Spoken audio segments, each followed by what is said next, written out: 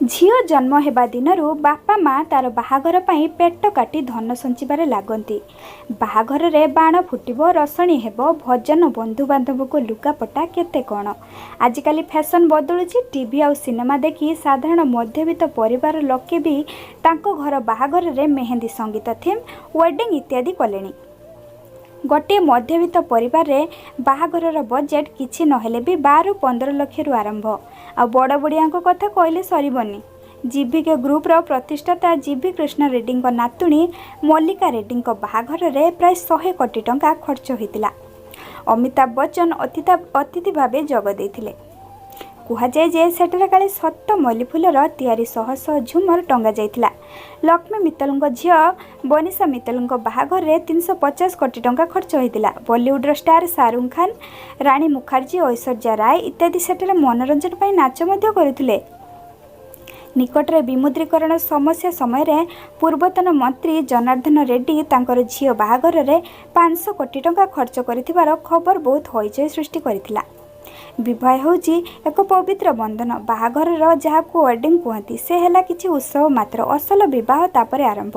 उत्सव को पालिबार ढंग सभिंकर भिन्न भिन्न होता है। किए मोमबत्ती लिभे जन्मदिन पालन करे तो आउ किए दीप जाली। गत मास एमिति किछि नियारा ढंगरे आशीष और प्रियंका तांकर विवाह उत्सव को पालिथिले।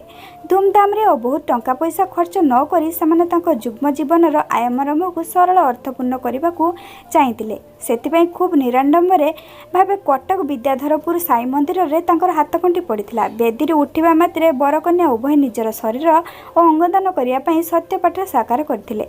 आशीष महांती पेशार जड़े इंजीनियर। घर सालेपुर रे आरामदेय चाकरी छाड़ी बेंगलुरु आरंभ करथिले तांकर आईटी फार्म, जार नाम थिला नक्सप।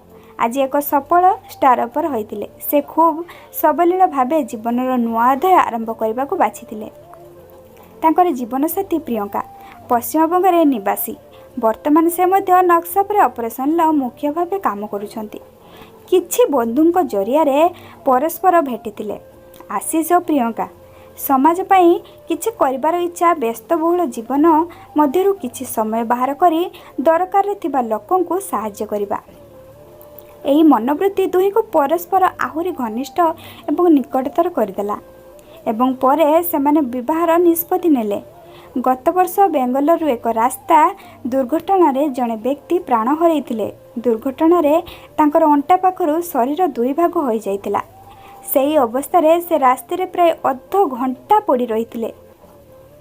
जेतेबेले आम्बुलांस आसी तांकु नेइतिला से एते जंत्रणा मध्य रे थाई मध्य निजर शरीरर अंगदान करिवार इच्छा प्रकाश करथिले।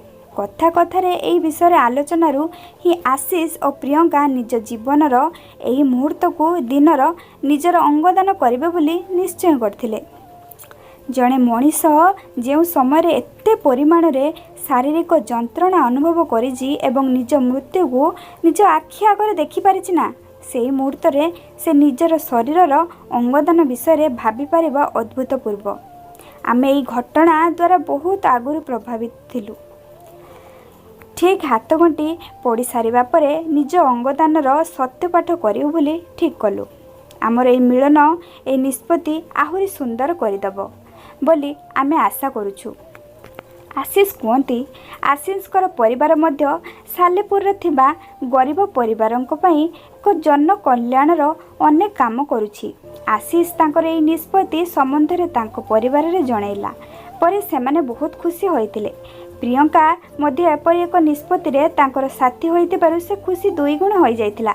किछि वर्ष परे प्रियंकार बापा दुनिया छाड़ी चली जाइथिले। उचित समय अंग पाई पारि नथिबारु तांको डाक्टर बंचई पारि नथिले। आज तांकर एही निष्पत्ति जोगु तांको अंते 36 जन को से निजर शरीर एवं अंग मध्य रे जीवनर देई परिबे। आशीष और प्रियंका आशा करती जे तांकर एही निष्पत्ति युवपीढ़ी पई एक उदाहरण हेबो और अन्य मानकु प्रेरणा दबो। एही भिडियोटी आपण मानकु भल लागितिले निश्चय लाइक और सब्सक्राइब करिवे। आपण मानक आशीर्वाद मोर निहाती दरकार अछि। आपण मानक आशीर्वाद थिले मु बहुत आगो को जाई परिबी। नमस्कार, रहुछि।